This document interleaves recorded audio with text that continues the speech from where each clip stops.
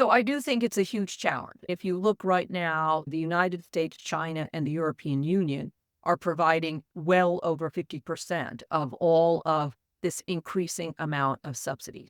And it has the potential to make it much more difficult for smaller economies do not have billions and or trillions of dollars to spend in subsidies to keep up with this subsidy race.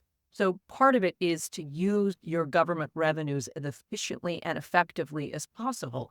And that I really do think means being very precise and careful about the subsidies that you grant, making sure that they really are oriented towards fighting the climate crisis, rather than, all kinds of other policy goals that might be there around subsidies. So part of it is just being very efficient and very effective. And part of it is, I think, holding the US, China, and the European Union to the trading rule system. There are rules on subsidy. Basically say, yes, you can grant subsidies. You absolutely are allowed, United States, you're allowed to do this only if they are not causing undue harm to others and if they are not basically designed just to protect US industry, just to protect US producers, just to promote US exports. So hold the United States, hold the EU, hold China to their obligations to grant subsidies in a way that is not causing undue harm to countries like the UK. But my overall bottom line message is be bold. We don't have time to wait. So go for it. Enact your policies that will do the most in the fight against climate change.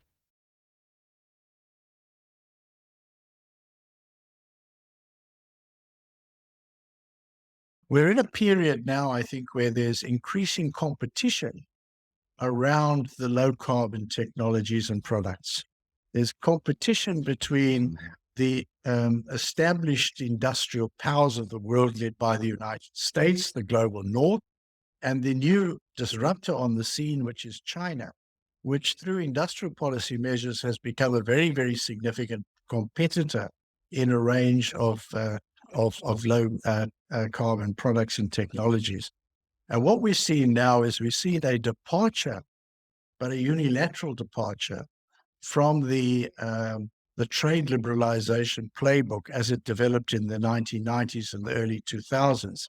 We've seen departures as countries in the global north, in the face of this competitive challenge, start adopting industrial policies.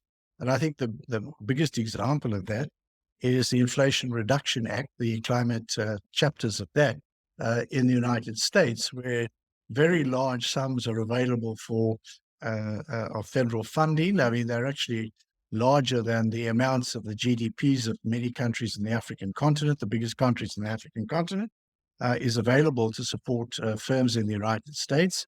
And then there are things like that you can claim a tax credit as a consumer for batteries in electric vehicles that are manufactured in the United States or in any other country in which it's got a free trade agreement. So I think that those are the sort of realities that we're facing now. Is that the developed world, the global north, is reclaiming industrial policy, and it's not doing it in a way which is saying the global order needs to change to allow more countries to actually start industrializing and manufacturing, but just that this is what we need for ourselves. The other thing is that we should be learning from the COVID pandemic that, in fact, when we face a global emergency, we shouldn't be relying on products that are produced only in a handful of countries.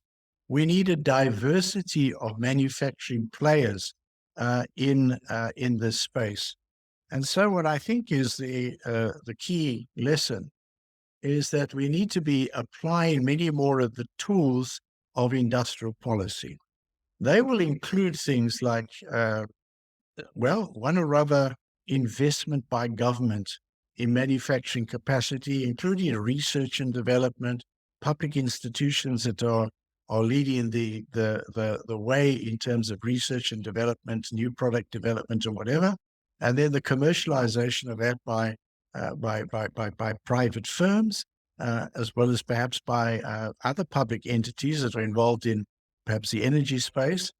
And then I think on top of that, we need to be seen a reality in which a whole set of trade rules which emerged from the earlier period, like very high levels of expected compliance with intellectual property, patents, and so on, in which these it must be recognized that these are inappropriate in a range of technologies and products that are actually important and needed for us to combat a global public emergency.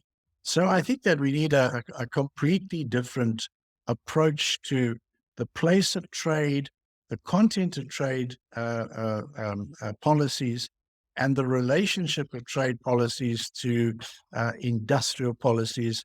And I think that's the challenge in trying to promote a more equitable transition to a low carbon economy.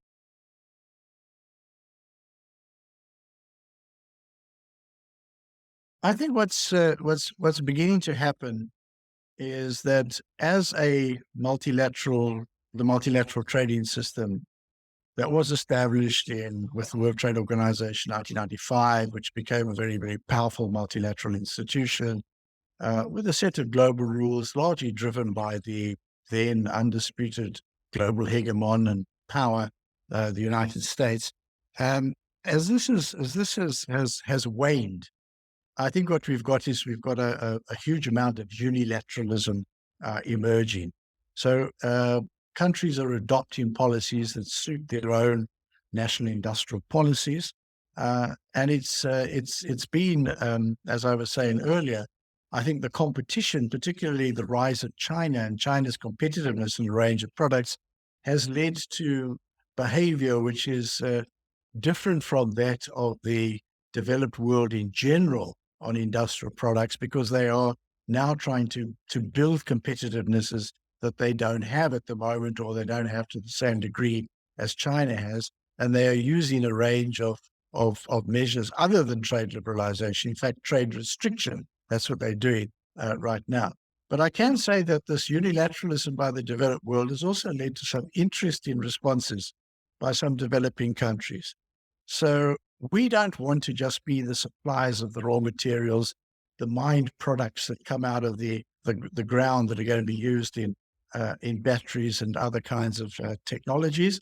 So a country like Indonesia, which is a producer of nickel, which is a product which is very important in batteries, um, has turned around and said that we will expect there to be a certain level of value addition before you can buy our nickel. We're not going to sell it as raw material.